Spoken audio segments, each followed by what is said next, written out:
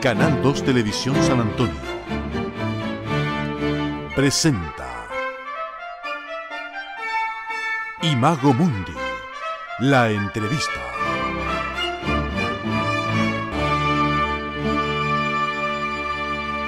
Bien, una semana más estamos en nuestro programa Imago Mundi a través de las pantallas de Canal 2 de San Antonio. Bueno, siempre hablamos con científicos de la Facultad de Ciencias de la Universidad de Chile, pero hoy día vamos a hacer un giro porque también aprovechamos de hablar con quienes están involucrados en el mundo de la literatura. Una vez más, en nuestro programa nos acompaña nuestro buen amigo invitado, Amílcar Gotti, quien es escritor y quien hace ya un tiempo lo entrevistamos precisamente por este libro, Los secretos del acta, del cual tuvimos la ocasión de conversar ya hace algún tiempo, pero Amílcar hoy día ha presentado un nuevo libro que se llama El amanecer de Janus o de Janus. Él nos va a aclarar más bien cómo es eso y vamos a poder conversar con él entonces distintas materias relacionadas con lo que él está escribiendo. Hay que recordar que Amílcar, su primer libro tiene que ver con una trama en la cual se ve involucrada, entre otros organismos, la masonería de Panamá. Amílcar, de hecho, pertenece a la logia San Andrew número 1140 de Escocia, que funciona en Panamá, y obviamente, y nos imaginamos, como él nos contó una vez, todos los argumentos o gran parte de ellos también tienen que ver con los conocimientos que él tiene precisamente de esa logia panameña. ¿Qué tal, Amílcar? Bienvenido a nuestro programa una vez más. Hola Luis, ¿cómo estás? Muchas gracias por la invitación. Un saludo a tu público y pues nuevamente encantado de estar conversando contigo. Bueno, la primera vez que conversamos nos referíamos precisamente a este libro, ¿no es cierto? Los secretos del acta. Cuéntanos un poco cómo te fue con este libro, Los secretos del acta, y bueno, también un poco a contar cuál fue la motivación de poder narrar esta historia. Bueno, la verdad es que cuando yo inicié este proceso de escribir el libro fue a raíz de pues la polémica que existía sobre el Acta de Independencia de Panamá y la Orden Masónica, ya que siendo masón me percaté que había mucha historia relacionada con la orden y con Panamá que pues no se estaba contando, ¿no? Y bueno, fue un proyecto que siempre tenía en mente y comencé a desarrollar esta novela, este libro, y al publicarlo se me ocurrió que pues iba a ser, tú sabes, ¿no? Algo que quizás algún grupo de personas le iba a llamar la atención. En vista de que es un tema bastante pues polémico y tabú para ciertos círculos. Sin embargo, tuvo una grata sorpresa ya que el público en general le interesó mucho el tema, tanto así que me invitaron a diferentes actividades, estuve en la Feria del Libro e inclusive hablaba en la universidad, universidades panameñas y en grupos, inclusive en el Canal de Panamá, estuve en un conversatorio también sobre la masonería del Canal de Panamá, precisamente a raíz de toda la investigación que hice. Y a raíz de esta experiencia, mucha gente se acercó a mí para darme más información que desconocía. Y a raíz de eso, de todas estas cosas que me fui encontrando, pues tuve la inspiración de hacer otra novela que fue obviamente el proyecto que continué y que es ahorita el libro El Amanecer de Llanos, ¿no? Bueno, obviamente que Los secretos del acta mezcla mucho de la historia con mucho de ficción, que es una forma también que hoy día se está utilizando para poder narrar distintas historias. ¿Qué época, ya algo nos ha adelantado, pero qué época fundamentalmente de la historia de Panamá es o donde transcurre Los secretos del acta? Bien, Los Secretos del Acta tienen lugar en un periodo que está entre el 2007 al 2010, donde precisamente yo menciono ciertos grupos que están detrás de algunos políticos que están corriendo a la presidencia, que tienen afinidades con grupos religiosos como el Opus Dei. Y efectivamente en esa época había un candidato de la presidencia que tenía esa afinidad. Y también menciono algunas personas que para esa época también estaban corriendo o eran parte de la Gran Logia de Panamá, y de ahí, pues ambientado en esa época, voy desarrollando la trama. Y lo interesante de la trama y lo que más a las personas les ha gustado es que yo, a medida que voy avanzando en la historia, yo incluyo imágenes y fotos de sitios reales, de manera que el lector cuando está leyendo, pues, el capítulo y llega a un punto donde encuentra una pista o están en un sitio, y pasan la página y ven la foto, dicen, oye, pero yo conozco este sitio, yo he pasado por ahí. Y es algo que es realmente actual. Es decir, ellos terminan de leer, salen y ven el edificio ahí. Y son edificios que muchos o algunos de ellos solían ser templos masónicos que ya no lo son. precisamente por la historia que también que tuvimos la ocupación norteamericana, que tenían templo masónico y tuvieron que desocuparlo. Y eso ha sido un poquito lo que ha llamado la atención y ha captado la atención de los lectores de mi novela, ¿no? Amílcar, ¿cuánto influyó en esta primera novela tu pertenencia a la masonería panameña? Lo que narra el protagonista, los protagonistas, mucho de eso viene de mi propia experiencia dentro de la orden. Es decir, cuando el protagonista toca la puerta y pasa el proceso de investigación y se inicia, es decir, mucho de eso que yo narro es cómo yo lo viví.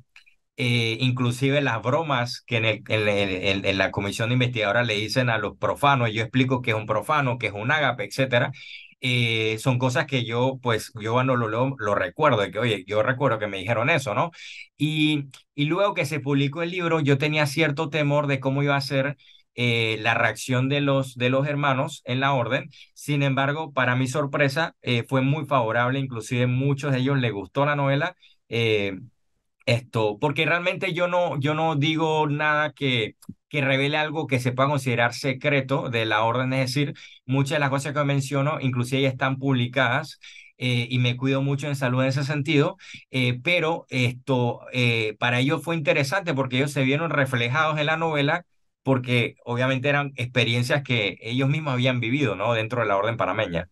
Y dentro de la historia de Panamá, ¿cuánto ha influido la masonería precisamente en los acontecimientos que ha tenido Panamá desde su independencia hasta el día de hoy? Porque, por lo menos acá en el caso de América Latina, hay hartos ejemplos de cómo las logias lautarinas se crearon precisamente con el propósito de lograr la independencia de esta parte del continente.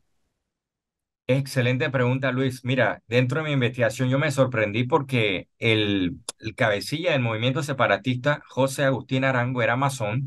Él venía de una línea masónica, su padre era masón, ellos venían de Cuba inclusive, y muchos de los primeros presidentes de Panamá pertenecían a órdenes masónicas, como por ejemplo Belisario Porras, que yo mencioné en la novela.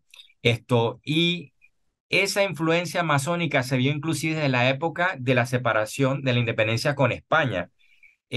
Inclusive muchas de las cabecillas que formaban parte de esa separación, formaban parte de logias masónicas.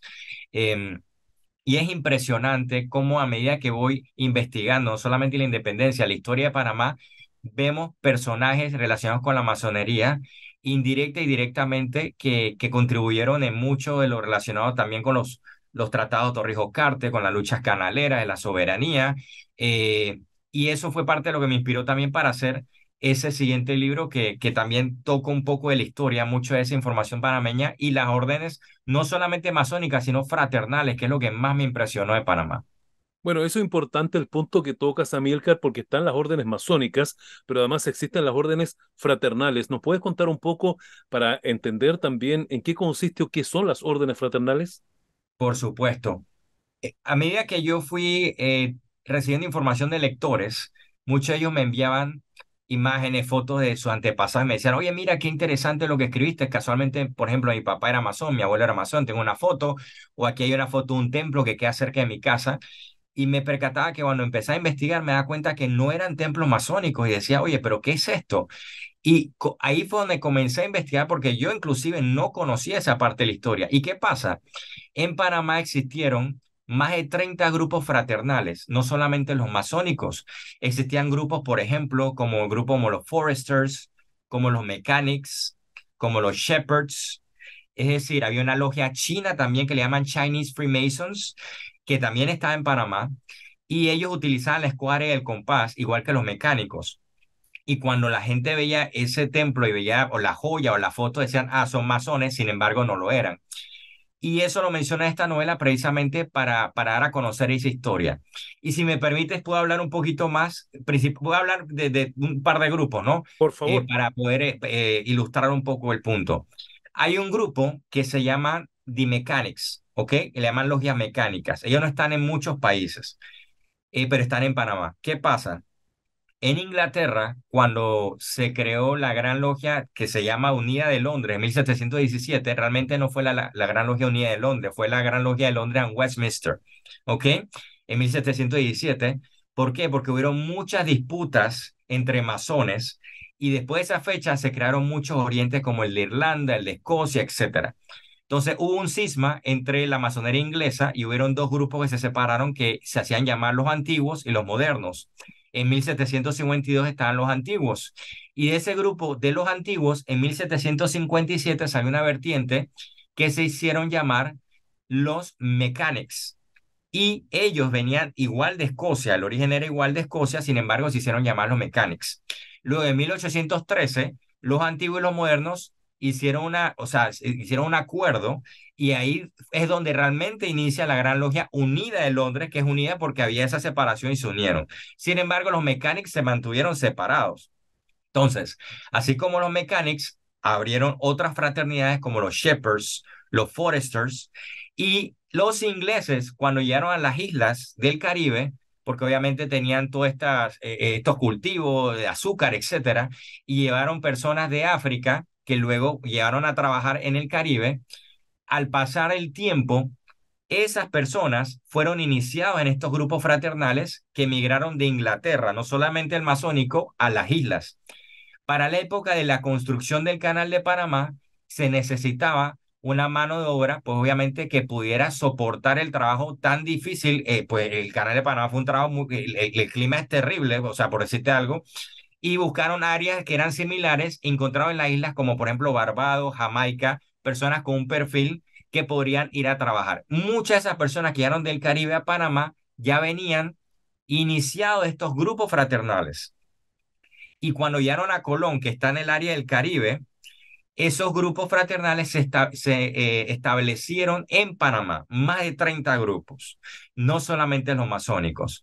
Entonces, ¿qué pasa? Colón es una ciudad que está en el Caribe y en esa época debemos recordar que por muchos años todo lo que estaba en el Caribe era lo que recibía la modernidad. Es decir, cuando nosotros estábamos bajo el dominio español muy conservador, todo lo que era modernidad, todo lo que era información venía del Caribe, o sea, precisamente de las áreas de las británicas, y venían toda esta influencia de grupos fraternales. Y en Colón, por ejemplo, para que tengas una idea, se establecieron todos estos grupos. Como te mencioné, las fraternidades como los Foresters, Shepherds, también estaban los Mechanics, también había un grupo también que se había establecido no en las islas, sino en Estados Unidos, se llamaban los Red Men, ¿ok? Los Elks, no sé si han escuchado los Elks, pero también los Elks en Panamá se establecieron todos estos grupos fraternales, aparte de los Rosacruces y otros grupos, ¿no? Eh, y había un fenómeno que para mí era mucho más interesante que tenía que ver con la historia de Panamá. Todos estos grupos que venían procedentes de Estados Unidos, como los Elks y los masones que venían de Estados Unidos, venían con un sistema de segregación racial, ¿ok? Que era muy propio de los norteamericanos. Sin embargo, los grupos que venían del Caribe, que venían de una línea, una vertiente británica, no tenían ese sistema. Entonces, ¿qué pasaba? Tú veías a las personas afrodescendientes iniciándose en estos grupos fraternales que no eran masonería irregular porque no eran masones. Y tenías masones que pertenecían a logias norteamericanas donde todos eran blancos y no permitían entrar a los negros. Entonces, cuando nosotros teníamos los norteamericanos en Panamá, en territorio panameño, por muchos años había una segregación, inclusive en el canal de Panamá, aquellas personas que eran negros, que no eran norteamericanos, se les pagaba menos, utilizaban otros baños, igual que lo que pasaba en Estados Unidos. Y eso se veía en las logias. Y por una época las logias masónicas adoptaron esa misma visión de alguna forma y eran muy elitistas, ¿ok?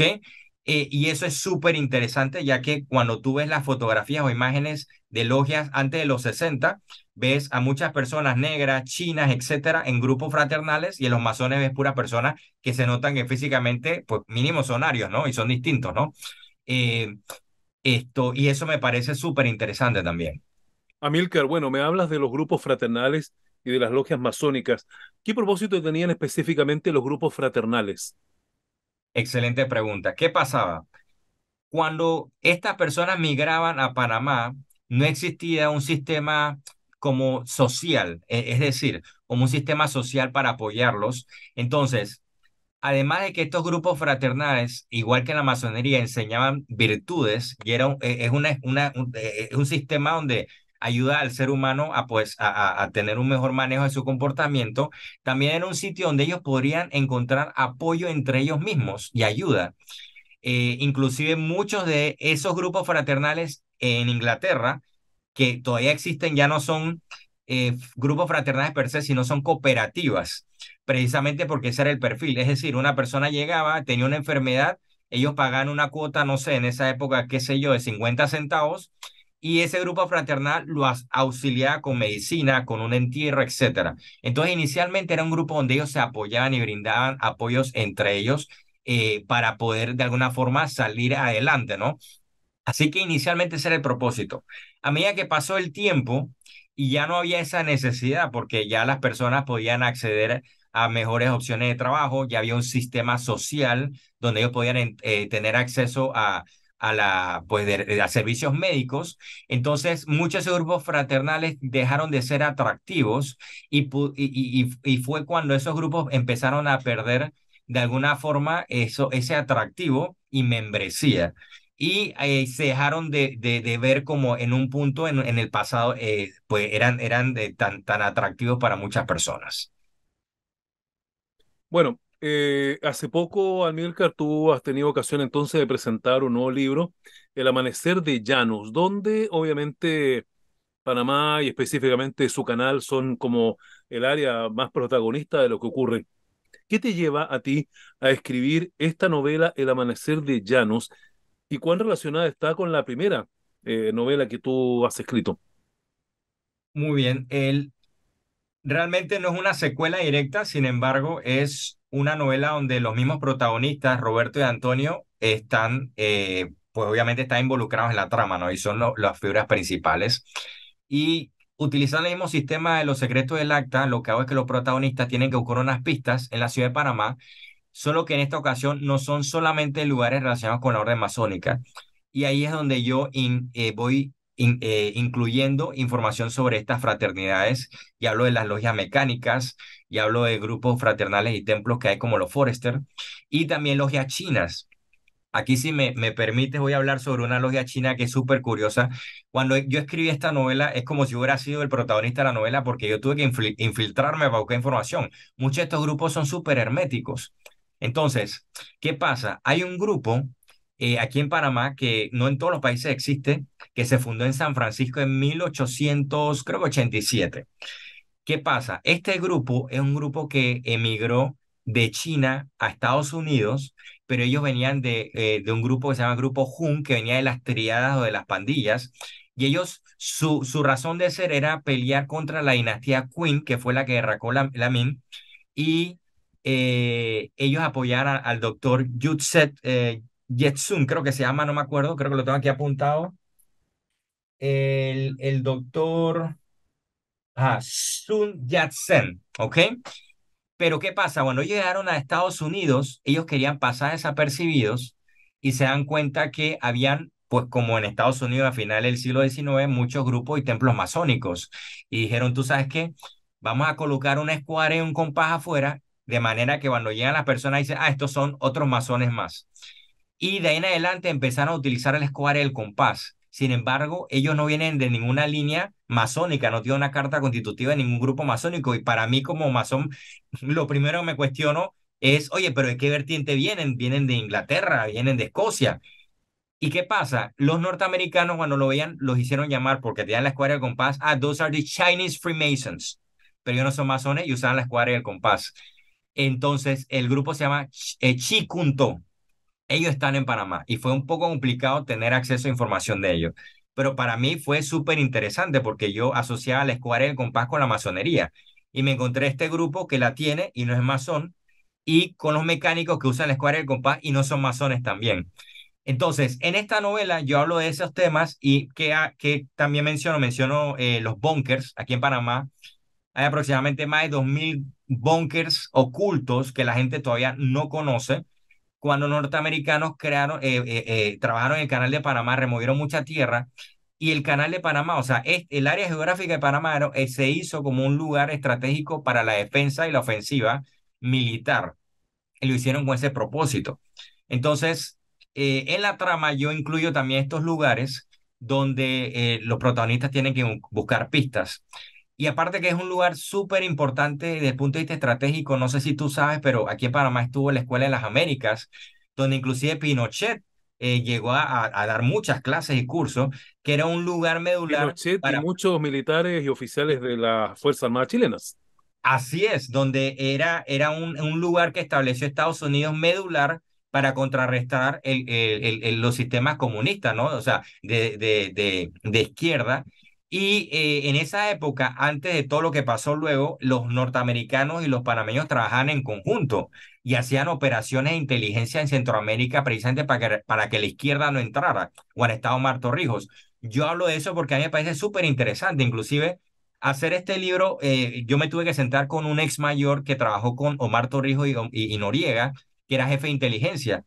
Y él me decía que Torrijos, si hubiera estado vivo, no hubiera permitido que entrara a la izquierda. O sea, y que había temas con Cuba, con Fidel, y me habló temas en Nicaragua, las operaciones que se hacían estratégicas de Panamá. O sea, aquí en Panamá habían operaciones que se orquestaban inclusive en Israel. Los judíos utilizaban pasaportes panameños para hacer las operaciones. Panamá y Perú fue uno de los pocos países en América que fue a apoyar a Israel en la guerra de Yom Kippur en 1974. Es decir, una serie de cosas súper interesantes que nosotros como panameños inclusive desconocemos, y yo en el Amanecer de Llanos lo menciono, porque al final yo hablo de un plan que se orquestó, que se planificó para atacar el canal de Panamá, y no es mentira, no es clickbait como dicen a veces ese término para engañar a la gente, y yo aquí incluyo recortes de periódico, incluyo fotografías que tuve acceso gracias a esa información que tuve del mayor Felipe Camargo, y esto, en esta nueva novela lo que hago es que agrego códigos QR, de manera que cuando estás leyendo, tú lo escaneas y te mando un video donde yo estoy, por ejemplo, en un búnker y yo muestro el búnker, o estoy en el templo y digo, mira, este es el templo, para que sea la experiencia más interesante para el lector, ¿no? Te quiero sacar brevemente de lo que estamos hablando porque en la respuesta que me acabas de dar, nombraste al doctor Sun Yat-sen. Yo no sé si es casualidad o estamos hablando del fundador de la China moderna. Es ese mismo, así es. El grupo Hun lo apoyaba a él, y ellos fueron los grupos que luego migraron a Estados Unidos en San Francisco para blend, como pasar camuflajeados, colocaron la escuadra del compás y se hicieron llamar, bueno, los norteamericanos lo llamaban los Chinese Freemasons, pero ellos en chino se llama Chikunto, y ellos están en Panamá, y es un grupo que usa la escuadra del compás y no son masones, por ejemplo, y es un grupo fraternal también. Bueno, les recuerdo que estamos conversando con Amílcar Gotti, quien es escritor y por supuesto pertenece a la masonería panameña y sus libros fundamentalmente se relacionan también con esta organización. El Amanecer de Janus ya está prácticamente terminado, ya lo estás comenzando a distribuir. Cuéntanos cómo ha sido la recepción inicial que ha tenido este nuevo libro tuyo. Bueno, ha sido positivo, es interesante porque luego de hacer los secretos del acta, pues hay una expectativa, y las personas le llaman la atención el tema. Sin embargo, pues me atreví a salirme de específicamente el tema de masonería y entrar a más un tema relacionado con el canal de Panamá y estos grupos de operación de inteligencia. Así que hasta cierto punto fue arriesgado. Sin embargo, mantengo la misma temática los grupos fraternales. Y las personas le ha gustado y le ha llamado la atención porque hay mucha historia que nosotros desconocemos, y lastimosamente pues no se da a conocer. Por ejemplo, yo en una de las investigaciones, dentro de los capítulos, los protagonistas tienen que escapar por un túnel, y ese túnel existe. Yo fui al Cerro Ancón donde está el búnker, era un búnker que hicieron los norteamericanos, ahora está el Consejo de Seguridad, y hay un túnel que te conecta del Consejo de Seguridad al otro lado de ese cerro, y es impresionante cómo mucha gente lo desconocen, y hay tanta historia interesante, y la aceptación en general ha sido positiva. Yo menciono también, una de las personas que estoy agregando en la trama es una operadora de la Mossad, porque Panamá tiene mucha relación con la Mossad. En los 70 había muchas operaciones que se hacían en conjunto con la Fuerza de Defensa. Y también menciono bueno, al gobierno chino, que tengo que mencionarlo porque actualmente hay una gran influencia del gobierno chino en la región, y Panamá no es la excepción, y es un tema tabú y delicado. Sin embargo, yo lo menciono porque hay que hacerlo, porque hay que decirlo, ¿no? Panamá rompió relaciones con Taiwán hace aproximadamente unos 4 o 5 años y se reactivaron y se activaron pues las relaciones con China, y hay muchas personas que piensan que detrás de eso hay otra connotación que tiene que ver con los puertos, el acceso al canal, y hay una disputa también con los Estados Unidos, y todo está pasando ahora, es decir, esto no es de hace, es actual. Así que todo lo que habla en la trama de la novela El Amanecer de Llanos son cosas reales que están pasando. Yo no sé si nos puedes contar, pero ¿qué es Janus o quién es Janus? Oh, excelente. Bueno, yo cuando estaba comenzando a idear la trama para el siguiente libro, fue para una fecha, un solsticio en junio. Y yo recuerdo que para esa época yo quería hacer un trabajo para presentarle en logia, y investigando sobre el solsticio me topé con la figura de Janus, porque Janus es una figura dual y lo relacionan con los solsticios, precisamente porque es una figura pagana, y muchos dicen que cuando el cristianismo adoptó estas creencias paganas, por eso es que cerca de los solsticios están las celebraciones de los dos Juan. Juan el Bautista y Juan Evangelista, precisamente porque los Juanes representan los Janus, que precisamente están cerca de los solsticios de junio y de diciembre, y Janus representa las puertas. Janus es January, obviamente en inglés, enero, el principio del año. ¿Y qué pasa? Representa mucho lo que es la dualidad. Y en esta novela del Amanecer de Janus yo juego mucho con la dualidad, porque no todo es cierto, no todo es falso, o sea, hay muchos grises en todas estas cosas. Entonces me gustó esa figura para utilizar en la trama, aparte de que tenía esa, esa parte esotérica y mística que yo pude ligar a la orden, que me pareció súper interesante. Y valga la redundancia, el ataque al canal de Panamá tiene relación con el solsticio, y por ahí va el asunto de Janus en todas estas investigaciones, ¿no?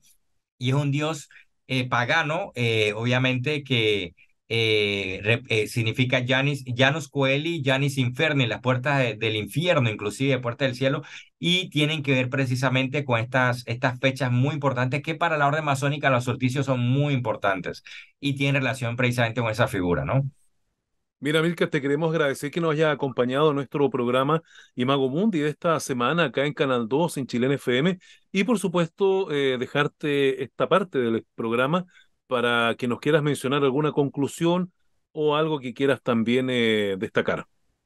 Muchas gracias. Bueno, primero de todo, Luis, gracias por abrirme las puertas de tu programa, como siempre, por tu apoyo. Para aquellas personas que quieran conocer más de lo que investigo, de todos estos trabajos, pueden seguirme en Instagram a la cuenta Milcar Gotti Escritor. La novela está disponible en Amazon y en la página autoreseditores.com. Y definitivamente que hay mucho material interesante relacionado con todas estas órdenes, y es muy rico, pues, profundizar en toda esta temática, ya que pues hay un mundo afuera que desconocemos y que nos está rodeando y está en todos lados. Así que muchísimas gracias, Luis, y me ha encantado y ha sido un placer conversar contigo. Muchas gracias, Milka, que esté muy bien y mucho éxito con el amanecer de Janus. Gracias. Hasta luego. Bien, pues sí, hemos conversado con Amílcar Gotti, quien es miembro de la masonería panameña, pero además es escritor y hemos hablado con él de su segunda novela. Partimos con Los secretos del acta, ahora hemos hablado con el del amanecer de Janus, que ustedes ya pueden también, si desean adquirirla e interiorizarse de la historia, acercarse ahí también a Amazon o a las páginas. Recuerden que además está presente en sus redes sociales. Nosotros concluimos nuestro programa por esta semana, como siempre agradeciéndoles vuestra sintonía. Canal 2 Televisión San Antonio presentó